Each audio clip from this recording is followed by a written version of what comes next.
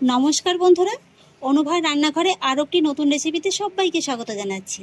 আজকে আমি বেগুন দিয়ে তৈরি করে দেখাবো একটি দারুণ মজাদার রেসিপি, যা আপনারা দুপুরবেলা গরম গরম ভাতের সঙ্গেও খেতে পারেন, আবার রাতে কিন্তু রুটির সঙ্গেও খেতে পারেন।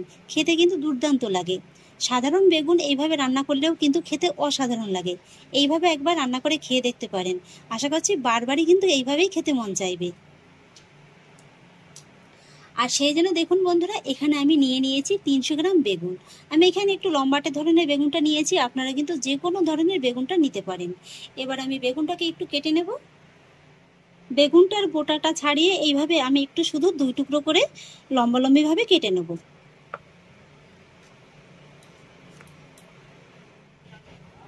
বেগুনটাকে আমি খুব সুন্দর করে কেটে নিয়েছি। আর এবার আমি বেগুনটাকে খুব ভালোভাবে একটু ধুয়ে নেব। বেগুনটাকে আমি খুব ভালোভাবে ধুয়ে নিয়েছি। আর ধুয়ে নেওয়ার পরে একটা শুকনো সুতির কাপড় দিয়ে বেগুনটাকে খুব ভালোভাবে মুছিয়ে নিয়েছি। আর একটি ছড়ানো প্লেট পরে এইভাবে বেগুনগুলোকে ছড়িয়ে দিয়েছি। চেষ্টা করবেন এই ধরনের একটু ছড়ানো প্লেট কিংবা থালার মধ্যে বেগুনটাকে ছড়িয়ে দেওয়ার, তাহলে কিন্তু আপনাদের করতে রেসিপিটা খুবই সুবিধা হবে। এবার আমি বেগুনের গায়ে সামান্য কয়েকটি গুঁড়ো মশলা অ্যাড করব। আর সেই জন্য প্রথমেই দিয়ে দিচ্ছি হাফ চা চামচ হলুদ গুঁড়ো, 1/4 চা চামচ ধনে গুঁড়ো, 1/4 চা চামচ জিরে গুঁড়ো, হাফ চা চামচ লাল লঙ্কার গুঁড়ো,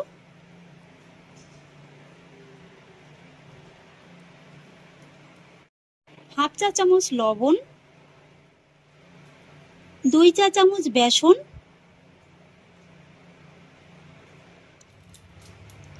আর সামান্য একটু পাতিলেবুর রস।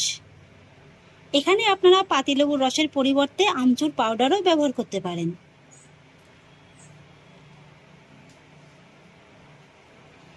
এবার এই সমস্ত উপকরণগুলো আমি বেগুনের গায়ে খুব ভালোভাবে মাখিয়ে নেব। সমস্ত মশলাগুলোকে আমি বেগুনের গায়ে খুব ভালোভাবে মাখিয়ে নিয়েছি। আর এবার আমি বেগুনটাকে 10 মিনিটের মতো এইভাবে একটু রেস্টে রেখে দেব। এবার আমি গ্যাসে একটি কড়াই বসিয়ে দিয়েছি। কড়াইতে দিয়ে দেব 3 টেবিল চামচ সর্ষের তেল। আর তেলটা যখন ভালোভাবে গরম হয়ে যাবে তখন আমি এর ভিতরে অ্যাড করব হাফ টিস্পুন গোটা জিরে। আর তারপর জিরেটা যখন এইভাবে একটু ভালোভাবে ফুটে উঠবে তখনই আমি এর ভিতরে অ্যাড করব বড় সাইজের একটি পেঁয়াজ কুচি।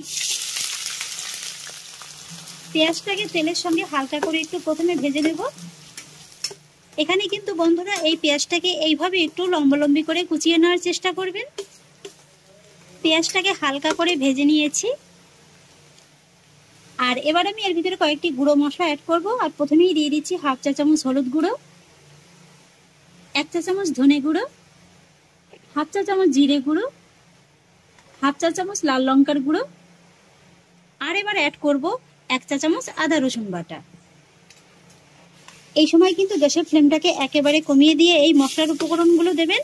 আর তারপরে এইভাবে পেঁয়াজের সঙ্গে খুব ভালোভাবে মিশিয়ে নেবেন। যেহেতু শুকনো মশলার উপকরণ, তাই কিন্তু খুব সহজে কড়াইতে ধরে যেতে পারে।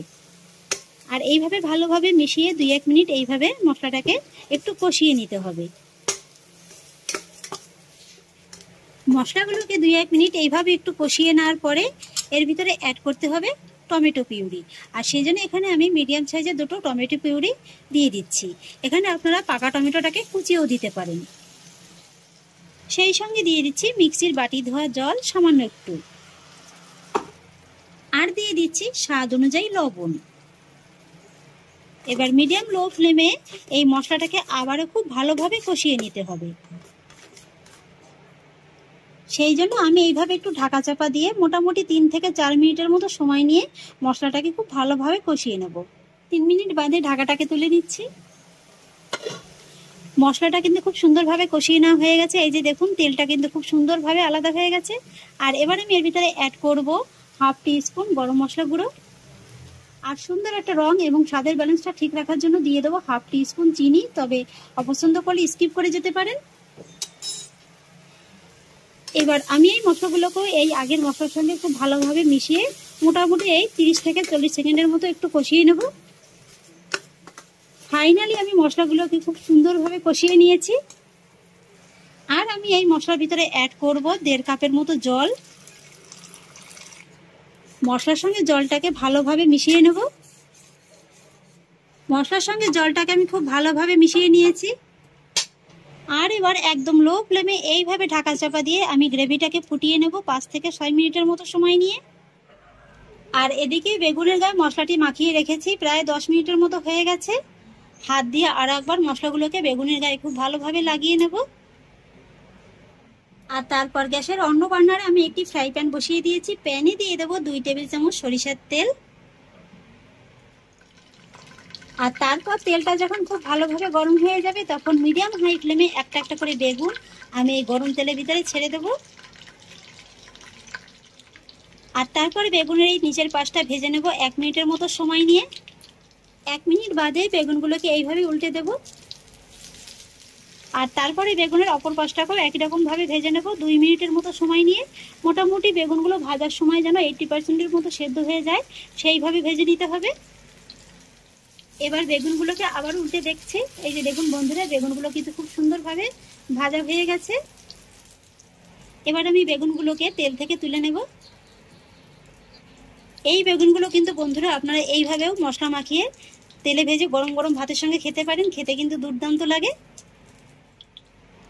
একই রকম ভাবে বাকি বেগুনগুলোকেও ভেজে নেব। এদিকে 5-6 মিনিট হয়ে গেছে, ঢাকাটাকে তুলে নিচ্ছি। গ্রেভিটা দেখুন বন্ধুরা আগের থেকে কিন্তু অনেকটা ঘন হয়ে গেছে। আর এবার আমি এই জাল করে নেওয়া গ্রেভির ভিতরে দিয়ে দেবো ভেজে রাখা বেগুনগুলো।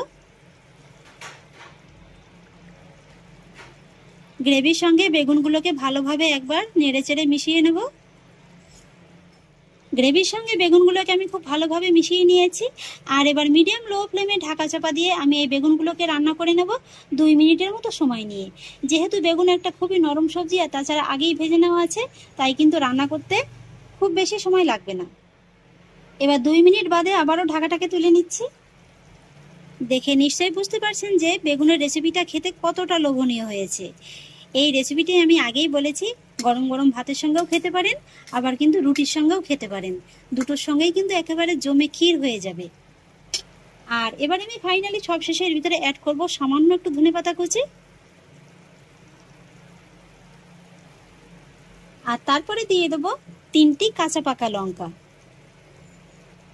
ভালোভাবে একবার মিশিয়ে নেব।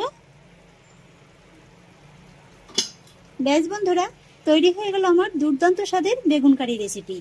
এবার আমি গ্যাসের ফ্লেমটাকে অফ করে দেব। আর তারপর এইভাবে ঢাকা চাপা দিয়ে 2 মিনিটের মতো স্ট্যান্ডিং টাইমে রেখে দেব। 2 মিনিট বাদে আমি বেগুনটাকে একটি সার্ভিং বলে নামিয়ে নিয়েছি। দেখতে দেখুন বন্ধুরা বেগুনটা কতটা লোভনীয় লাগছে। তাহলে আশা করছি বন্ধুরা আমার আজকের এই বেগুনের রেসিপিটি আপনাদেরও খুব ভালো লেগেছে। যদি ভালো লেগে থাকে তাহলে আমাকে অবশ্যই একটা লাইক এবং কমেন্ট করবেন, সেই সঙ্গে বন্ধুদের সঙ্গে শেয়ার করবেন। আর প্লিজ বন্ধুরা, যদি আমার পরিবারের নতুন সদস্য হয়ে থাকেন তাহলে একটা সাবস্ক্রাইব করে পাশে থাকা বেল আইকনটি প্রেস করে নেবেন।